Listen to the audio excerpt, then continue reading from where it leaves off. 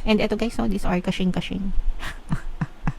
Okay, so ito yung energy ng abundance of money and tagumpay, mga kapiksi. Okay, so ito yung combo mga kapiksi. Plus, meron pa tayong mga other opportunities pa. For some of you guys, no, parang meron kayong mga mahihit na mga goals ma-achieve na very rewarding sa inyo. Yung pakiramdam, mga kapiksi, tapos parang magbubukas pa siya ng more opportunities sa'yo na magdadala pa ng more money opportunities. So, hindi lang siya opportunities, pero more money opportunities dahil nagtatagumpay ka.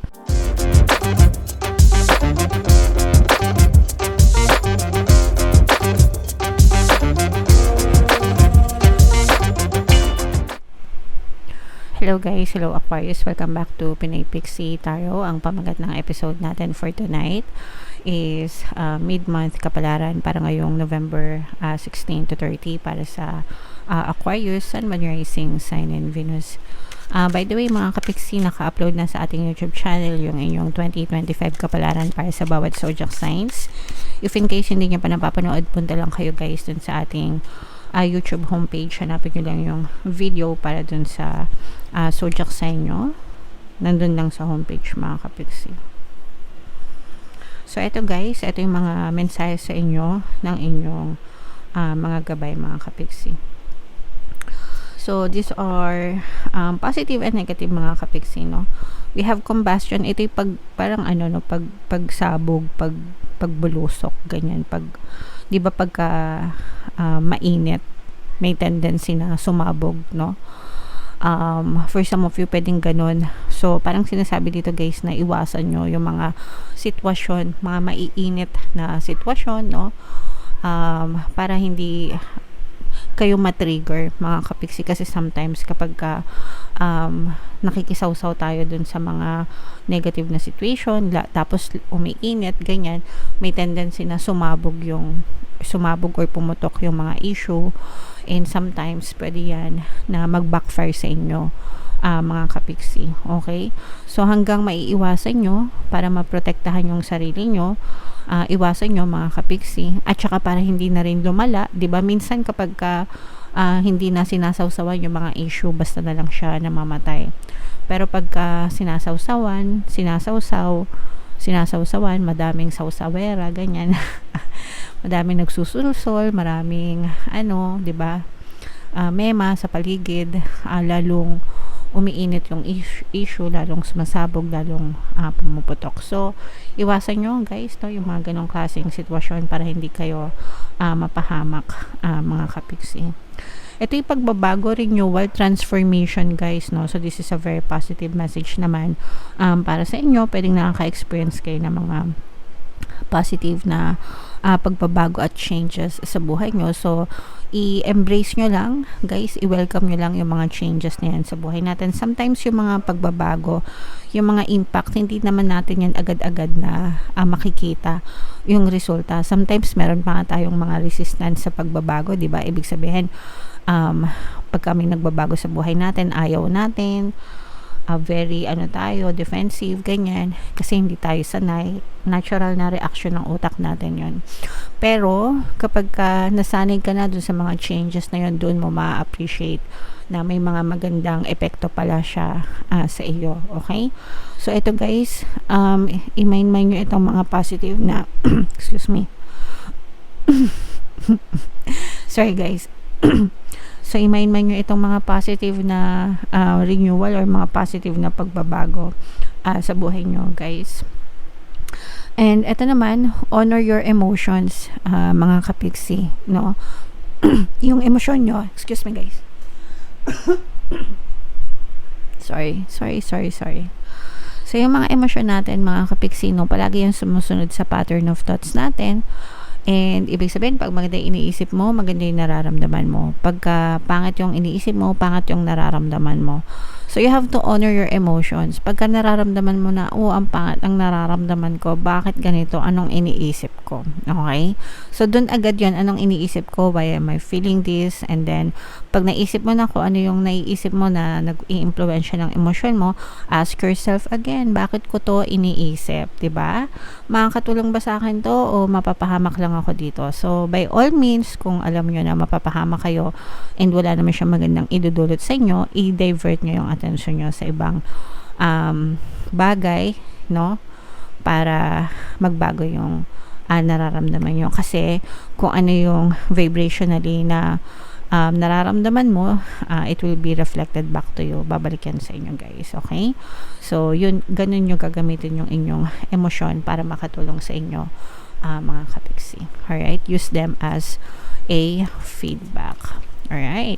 So, comment down below, Aquarius, if feeling nga naka-resonate kayo dyan sa mga messages yan. Ito, guys, i-mind nyo itong mga positive na pagbabago, positive changes, yan. So, i-mind nyo yan sa comment section. So, tingnan natin yung ganap sa inyo, guys, ngayong November 16 to 30. Shuffle natin to. Habang sinashuffle ko to, panoorin nyo muna yung video natin regarding sa ating paano mag-manifest ng abundance video course. Kapiksi, sawa ka na ba sa mga struggles at hirap sa buhay mo? Masipag ka ba at masikap sa buhay ngunit hindi ka pa rin umaasenso? Ilang beses ka na bang nag-attempt mag-negosyo at mag-invest pero palagi ka pa rin nalulugi?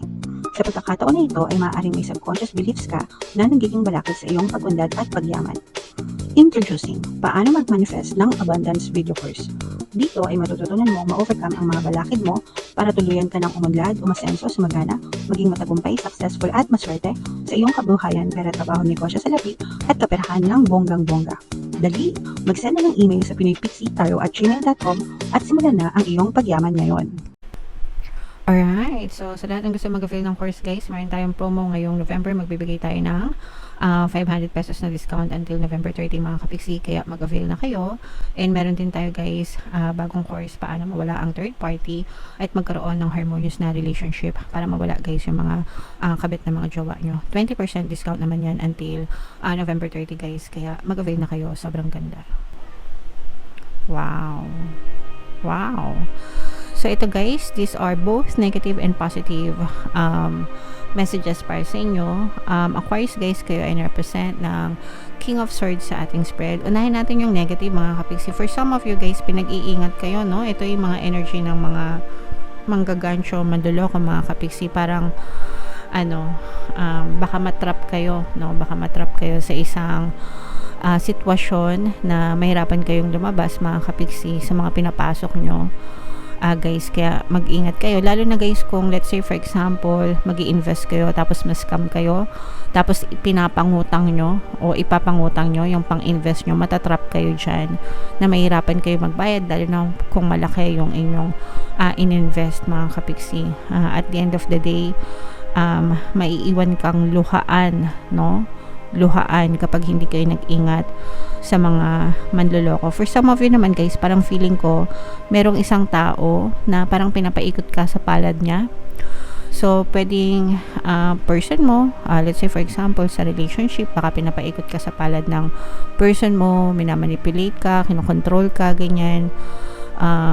Or pwedeng kaibigan mo or parents mo na parang yun nga, pinapaikot kayo sa palad nila. So, mag-ingat, guys, sa mga taong pinagkakatiwalaan.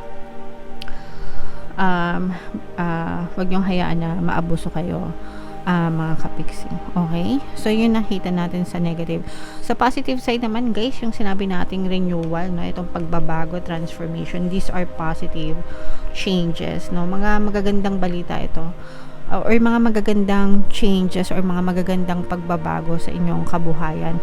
Lalo na, guys, for some of you, parang parang lumalabas yung masculine and feminine energy mo combined. So, ibig sabihin, nagiging malakas ka, strong ka sa iyong kabuhayan. At the same time, nandun din yung very compassionate mo, very charming, very sensitive sa ginagawa mo. So, parang combine siya na it makes you more stronger, more powerful, more authoritative sa buhay mo. Parang you are more in control sa buhay nyo right now, mga kapiksi. So, napakaganda nito mga positive changes na to na maaaring mangyari sa inyong kabuhayan.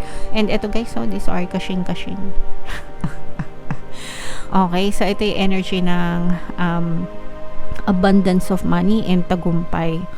mga kapiksi. Okay, so ito yung combo mga kapiksi, plus meron pa tayong mga other opportunities pa for some of you guys, no, parang meron kayong mga mahihit na mga goals ma-achieve na very rewarding sa inyo yung pakiramdam mga kapiksi, tapos parang magbubukas pa siya ng more opportunities sa'yo na magdadala pa ng more money opportunities. So hindi lang siya opportunities pero more money opportunities dahil nagtatagumpay ka sa buhay ng mga kapiksi. So parang nagbubukas pa siya ng more money opportunities para sa inyo. Okay? So ito guys, i-mind mo nyo na yan sa comment section. Mine, success, tagumpay, abundance of money, more money opportunities. Yan. Yung dating ng pera sa inyo guys, hindi siya isang bulusok na malakihang dating ng pera, pero consistent, stable, secure. No? Ibig sabihin, tuloy-tuloy, very consistent yung pasok ng pera sa inyo guys. Okay? Alright. So, what else? Tingnan pa natin. Mga kapiksi. Ito naman guys, meron tayong nakikitang latag muna natin lahat. Mga kapiksi. Alright, so dito guys sa relationship, no, nakikita natin na kung kayo ay nagkaroon ng pag-aaway ng inyong partner or specific person, especially pagdating sa third party mga kapiksi, parang mafi-fix din yung inyong relationship, magkakaayos din kayo kasi itong person mo parang niliwanagan na yung isip niya, lalo na kung ang cause ng pag-aaway nyo is third party. So meron tayong nararamdaman third party energy dito guys. So kung kayo ay nagkalabuan, nagkaaway ng iyong person dahil sa third party mga kapiksi, maaari itong mag-sorry sa'yo, humingi ng tawad, and parang gusto niyang ayusin yung inyong relationship and manatili yung inyong pagsasama.